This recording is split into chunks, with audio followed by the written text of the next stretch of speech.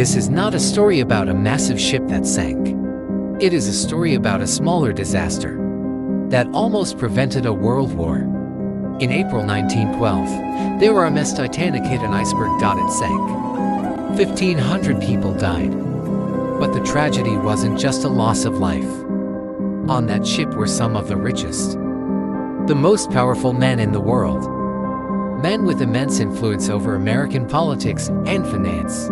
What if they arrived safely in New York? This isn't history. This is the scenario where one single accident becomes a turning point in global history. In reality, the Titanic carried three men who represented massive economic and political power: John Jacob Astor, one of the wealthiest men alive; Benjamin Guggenheim, the mining tycoon; and Isidore Straus, a co-founder of Macy's. But one factor made their deaths crucial. They were vocally opposed to the creation of the U.S. Federal Reserve. They resisted giving private banks greater control over the monetary system.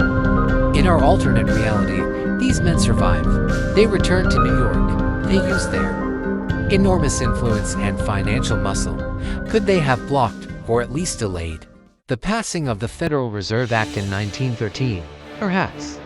But what no one expected is that this small change in banking stability would influence the biggest conflict in history. This is where everything began to change. Just 2 years after the Titanic sank, World War I erupted.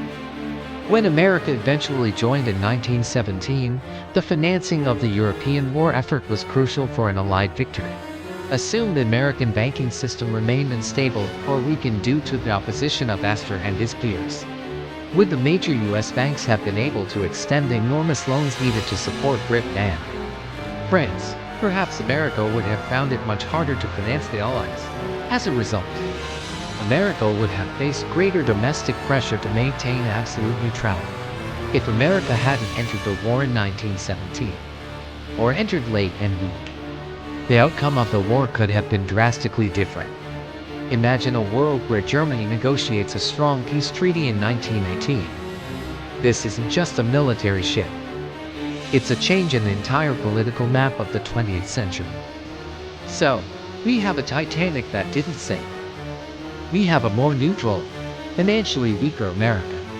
In our alternate world, World War I ends in a catastrophic stalemate between Germany and the Allies. This stalemate prevents the harsh Treaty of Versailles. The result? No humiliation of Germany. No crippling poverty. No perfect environment for extremism to grow. Which means the men post-World War II might never have risen to power. The deaths of three men in 1912 were an indirect catalyst for stabilizing the U.S. financial power, funding WWII, and ultimately shaping the world we know. It has the stunning paradox. Perhaps the Titanic disaster was necessary for the modern world to be born. The Titanic was never just a big ship. It was loaded with the fates of men. It carried the financing for war and peace. The lesson here is that history isn't always moved by empires and armies, but by the individuals who vanish at the decisive moment. Everything would have changed if only they had spotted that iceberg 1 minute sooner. Tell me, do you think the Titanic had to sink for the world to be better? Drop your most shocking opinion in the comments right now. And if you are addicted to amazing what-if scenarios, please hit the like button and subscribe.